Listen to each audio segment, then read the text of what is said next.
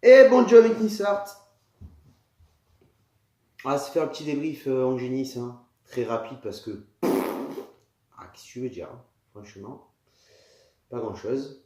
Donc, je t'invite à rester jusqu'à la fin du débrief parce que il y a un nouveau personnage qui apparaît. Il apparaît dans ce débrief, en fait. Et tu vas vite comprendre qui c'est. Tu le connais, sûrement. Et donc, du coup, je t'invite à rester. Il va apparaître très rapidement dans le débrief, hein. Il apparaît pas enfin, il apparaît assez rapidement. Voilà. Donc, du coup, petite pub pour mon poteau lillois qui fait des pronostics sur Snapchat. Voilà. Donc, il est assez bon. Moi, je le suis. C'est n.bld-off. Voilà. Si tu veux t'abonner, il fait des pronostics. Si tu veux le suivre, avec plaisir. Moi, je le suis, je fais un peu d'argent avec lui, donc à ta guise, hein, tu fais ce que tu veux, tu as envie de le suivre, tu le suis. Mais je t'invite à le suivre vraiment sur Snapchat. Hein. Donc voilà, tu peux l'ajouter. Pour le pronostic gagnant, 3-0, papa, tu as envie de te dire, aucun Niçois n'avait prévu le 3-0, tu vois. Et pour la compo, ben, je te la mets là, et compo très dur de Patrick Vieira, j'ai pas tout compris. Hein.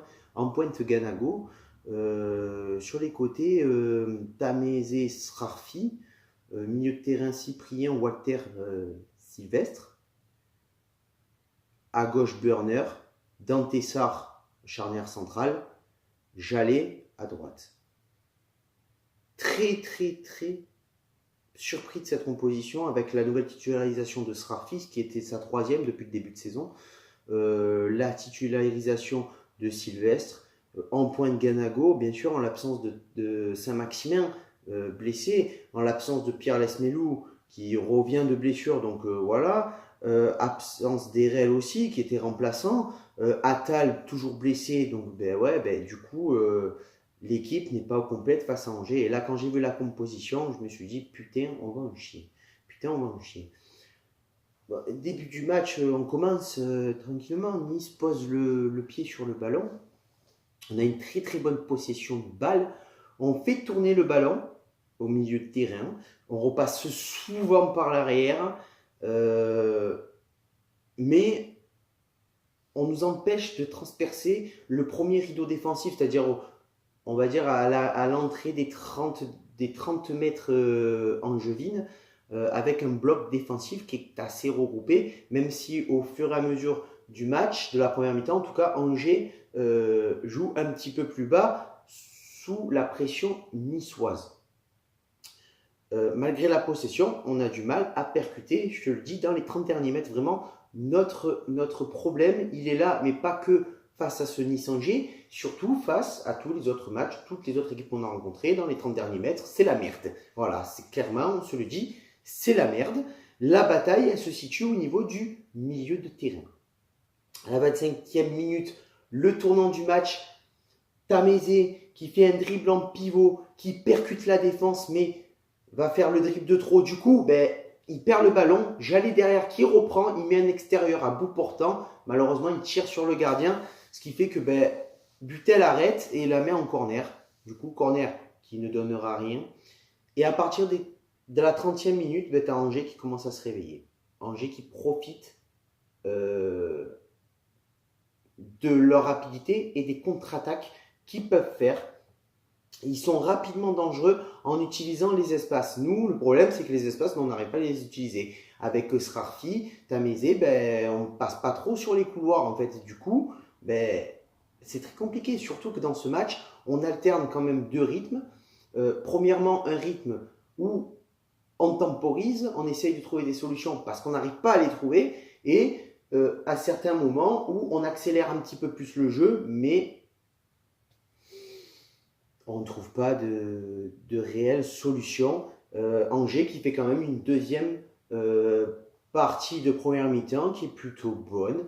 Les Niçois contrôlent la partie, mais on n'arrive pas à contrôler la partie défensive d'Angers, en fait.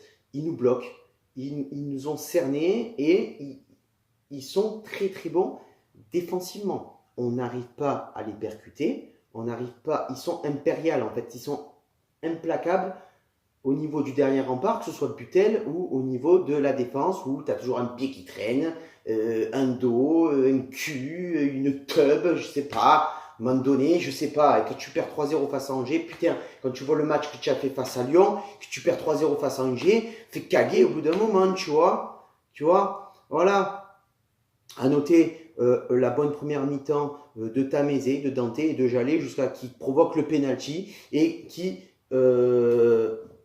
fait perdre l'OGC Nice 1-0 à partir de la fin de la première mi-temps. Voilà.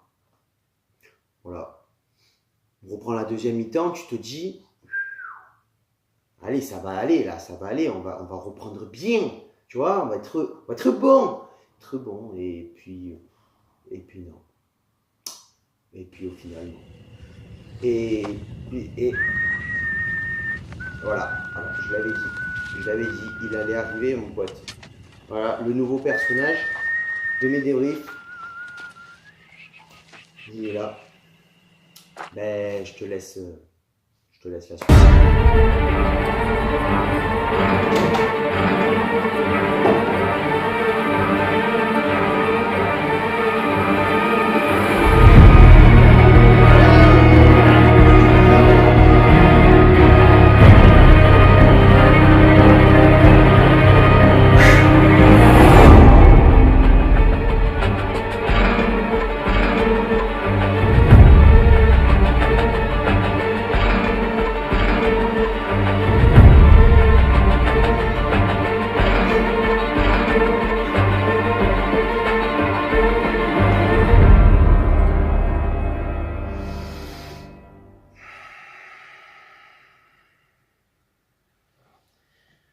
Je pense qu'il y a des vrais problèmes dans cette équipe. Et je pense aussi que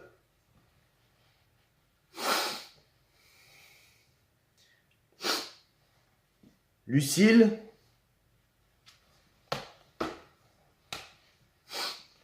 a soif. Je pense qu'il est temps de régler les problèmes avec certaines personnes et certains joueurs.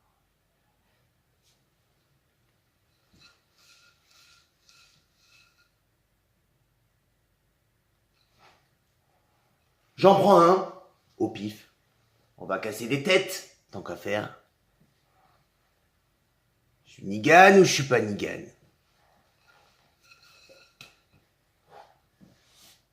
On va commencer par lui. Je suis pas Mohamed Eni. Par contre, on va casser des têtes, pas des télés. C'est parti.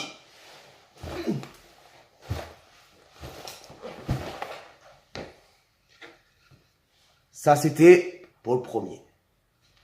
Si ça continue,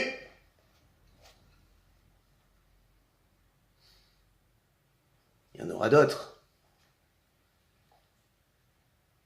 Là, c'était un exemple. Et putain de merde, ça va chier les gars si ça continue à jouer comme ça en attaque. Va falloir trouver des solutions. Sinon, le sang va pisser. Le sang va couler. Et je te garantis, mon ami, j'aimerais pas être à ta place. Ça va baiser des mères. On va niquer des mères. Tous ensemble, ça va être la fête du slip mouillé.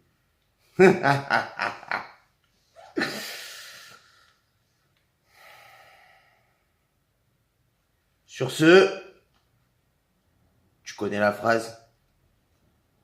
Ciao viva, la bayetta, et nique ta mère. Ouais, par contre, après, je coupe, hein, parce que au bout d'un moment, il s'enflamme, puis il pète des télés, quoi. Il dit qu'il est pas comme Mohamed Eni, mais il pète des télés. Mais vraiment, il est ouf, le mec, hein. Il est dangereux.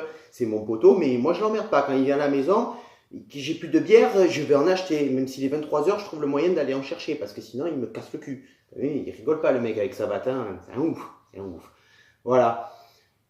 Donc, ben, du coup, le troisième but en fin de mi-temps, on dit, ah, ben, il n'y a rien à dire. Il n'y a rien à dire. On a été mauvais. Encore une fois, contre une petite équipe, on n'a pas su faire le taf. On n'est pas, offensivement, on n'est pas bon. Défensivement, sur ce match-là, on a été mauvais. Il n'y a rien à dire. Voilà.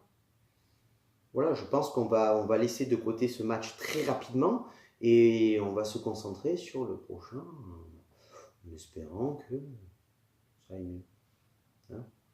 Voilà, voilà. Sur ce, ciao Iva, la Bayette et Issa Nissa. Panique ta mère. Ciao Iva.